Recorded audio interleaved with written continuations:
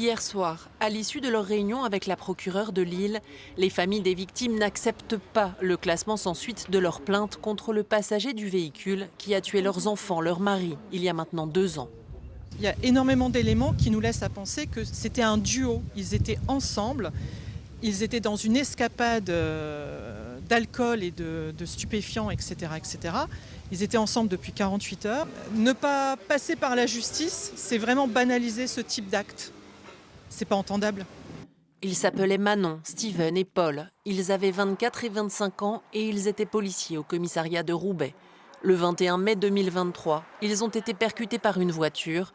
À bord, 2 hommes sous l'emprise d'alcool et de stupéfiants. Le conducteur est lui aussi décédé, mais le passager gravement blessé a survécu.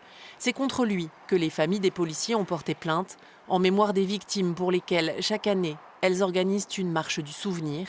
Aujourd'hui, elles ne comprennent pas qu'ils puissent vivre sans être inquiétés. C'est très difficile parce que c'est pas lui qui emmène son fils de 3 ans tous les dimanches au cimetière.